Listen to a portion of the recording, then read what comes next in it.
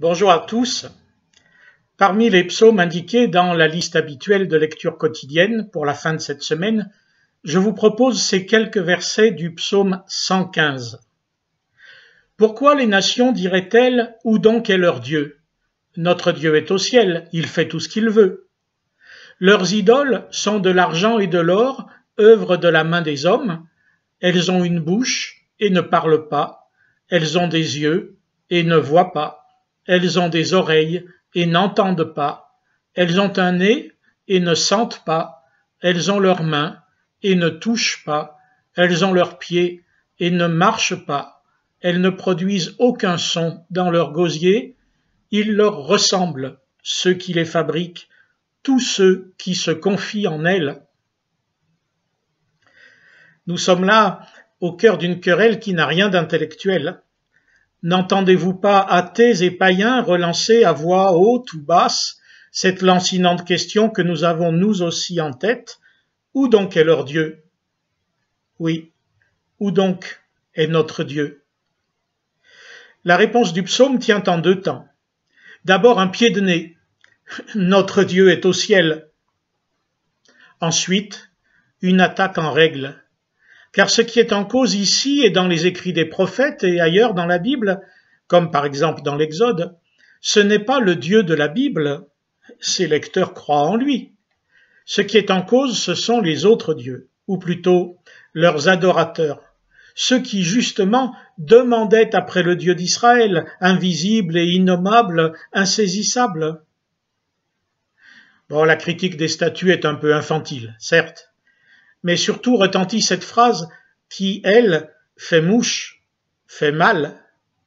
Il leur ressemble, ceux qui se confient en elle. En fait, même si c'est une critique, c'est surtout une constatation sociologique. Les croyants sont à l'image de leur divinité, ils sont à l'image de leurs croyances. Et après tout, c'est bien normal, ce sont eux qui ont fabriqué leurs idoles.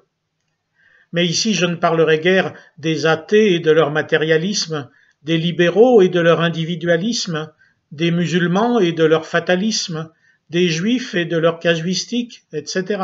Non, parce que cette phrase s'applique à nous aussi. Nous avons nous aussi un Dieu auquel nous ressemblons, forcément. Alors la question des gens à notre égard n'est pas « où est leur Dieu ?», mais « quel est leur Dieu ?» Quelles idoles avons-nous construites? À qui, à quoi ressemblons-nous? À des statues? Sûrement pas, sauf quand nous ne voulons pas bouger ni rien changer. À un Dieu guerrier, violent, lorsqu'au nom de nos valeurs, nous voulons exclure et pourfendre ceux qui en ont d'autres? À un Dieu absent et insignifiant, lorsque tout dans nos vies est plus prioritaire que lui et que nous n'osons pas témoigner? À un Dieu de puissance, lorsque nous nous réjouissons du lobbying de nos représentants ou nous inquiétons de son inefficacité? Vous voyez comment on pourrait continuer la liste. Il n'en manque qu'un, Jésus-Christ. Pourquoi cherchons-nous si peu à lui ressembler? Pourquoi les béatitudes semblent-elles aussi peu nous concerner? Où est notre Dieu? N'est-il pas sur la croix? Mort par amour pour ceux qui ne le méritent pas, victime victorieuse dans la mort même? Il lui ressemble, tous ceux qui se confient en lui. Qu'il en soit ainsi. Bonne semaine à vous.